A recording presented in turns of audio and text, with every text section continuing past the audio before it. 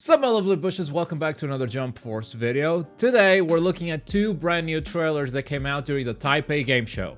I'm gonna be honest with you, I forgot the Taipei Game Show was a thing. Which honestly, if you were in my position, you really shouldn't forget it was a thing. Last year, I think that's where we got the first gameplay reveal for One Piece World Seeker. So Bandai Namco is definitely bringing new stuff to the Taipei Game Show. Now, this year they brought some Jump Force stuff. They brought a story trailer, very short story trailer, and some Boruto gameplay. Again, don't expect much, but it does go through all of his abilities. Honestly, at this point, I'll take anything for story mode, because right now, I don't think we know too much about it. I mean, we know some bits and pieces, but it's all too spread out to make any sense of it. So I very much appreciate this story trailer for as short as it is. I haven't watched any of it yet, so I'm gonna watch it, react to it, and then we're gonna break it all down. And then hopefully I'll heal this cold that I still have going on. We're gonna start with a story trailer right here. The merger of worlds. Was it sudden? It's what he's talking about, right?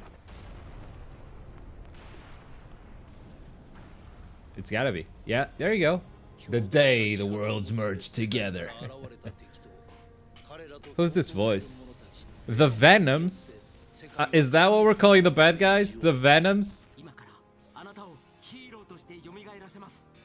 That's the... Okay, Umbra's cube inside you will give you powers. So that's what the cube does. Yeah. Oh, the Venoms are gathering evil-minded people. Yeah, they're gonna be called the Venoms. Okay.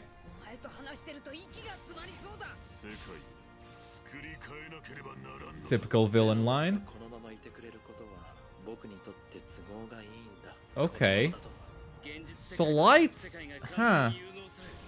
Light doesn't seem like straight up a villain, but he's like that type of guy that is an ally, but you can't really trust him, and that's very Yagami Light, if you ask me.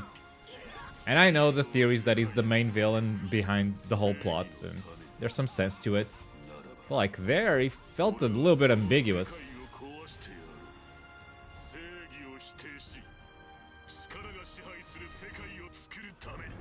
Okay, there are a couple of interesting plot points here that I think we should look at.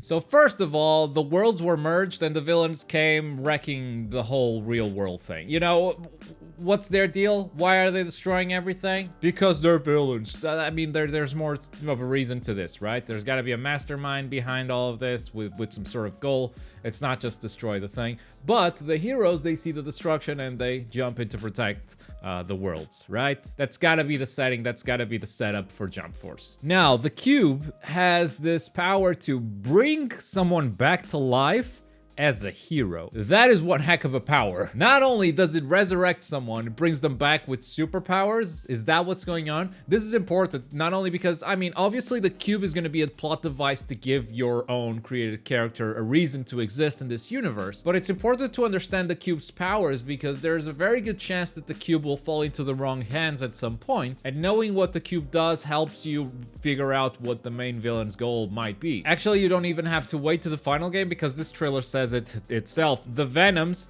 still a terrible name for the villains. The Venoms have been gathering evil-minded people, providing them with cubes. So there you go, there's a bunch of cubes out there and the villains have their hands on some of them. Or the Venoms. I guess I have to call them the Venoms at some point. Can I just call them the Tom Hardys? You create a character and fight a bunch of Tom Hardys. It's the best game in the world. And they're growing their numbers as they expand their territory in the world of reality. So it's sort of a conquest sort of goal, right?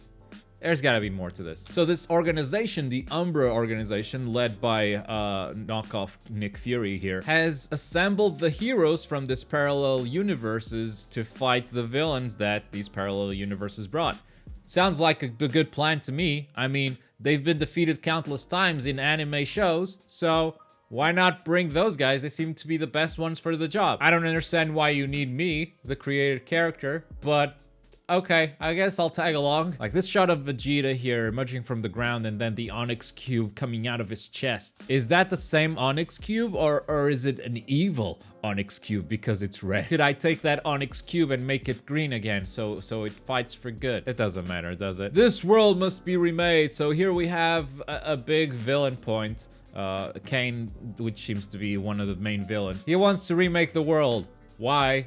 We'll find out later. But that's a very generic villain thing to do, isn't it? Not that interesting in my opinion. This, however, I want the Venoms to stick around. And you see Light holding a book. It's not the Death Note, it is the Onyx book? I believe that's what it's called. And he just wants the Venoms to stick around. So he has some sort of ulterior motive. He has a different type of goal. It's a mysterious one. I'm very, very into this idea that Light is not part of the heroes, part of the villains, is sort of this third party trying to do something else. And this line saying that he wants the Venoms to stick around severely hints at the fact that he's not in control. He's not in control of the Venoms. He wants them to stick around, which sort of hints at the fact that he can't really control them, but he just wants them to do that, you know? Sasuke says that it won't be long until the real world and the Jump worlds merge completely. You see him next to Vegeta. That sounds like something a good guy would say, and in the past, Sasuke and Vegeta were portrayed as villains in this game. But I suspect it's the kind of villain that, oh, he was under the control of the cube or something, and then you defeated him and you got rid of the cube's powers, now he's your ally. There's a very big chance of this happening, that's what this shot tells me. There's another interesting shot of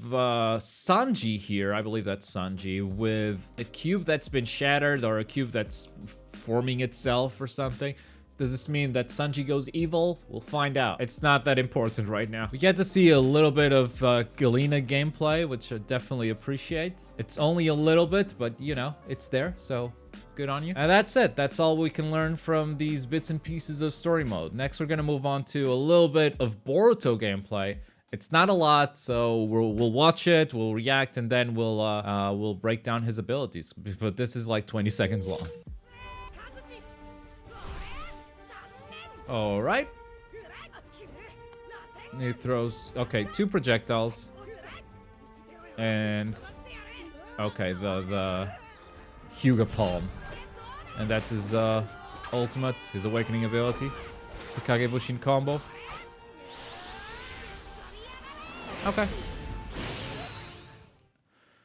Huh. So the first jutsu he has is this lightning style triple projectile that is basically him imbuing lightning into 3 different kunai and throwing those kunai. He has used this in the anime and the manga. It's not one of his most impressive techniques. I'm actually sort of surprised this made it. It took me a while to recognize it, but it is a projectile that seems pretty fast and it seems to cover a decent area. Then we have the Vanishing Rasengan, also a projectile. Boruto totally does not combo into it. This thing is super slow, unlike the previous projectile, and it must be primarily used for zoning. Like, it's the type of thing that you throw in front of you and then you hide behind it as you try to approach the opponent. Not something you'd put in a combo. And then we have your typical rush type attack where you lunge towards the enemy, and if you hit them, there's an animation that plays out. And this one, it seems that you can actually combo into it. So that's something. But the other 2 abilities, they seem bad. Is Boruto gonna be bad? Like, that Vanishing Rasengan is so slow, I struggle to see the use of it. You know, besides the use I talked about, which is not that big of a deal in Jump Force, I don't think. You're gonna struggle to land that Vanishing Rasengan, in my opinion. This Boruto reminds me a little bit of the Naruto character currently in Jump Force, who is just garbage. You can't combo into his Rasengan. His Rasen Shuriken is an average type projectile. And then he also has this lunge type activation move where he punches the opponent in the face. And that's like his one good move. And I think that's gonna be the same with Boruto. Boruto seems really, really bad, honestly. Like, the first projectile is fine, but we've seen better projectiles in this game, I think. And then this Vanishing Rasengan just seems useless. Useless. Then we have his ultimate, which the activation is a lunge, so you can probably combo into it. That's a good thing in my book. For instance, Naruto's, I don't think you can combo into it without an assist. And then the animation is whatever.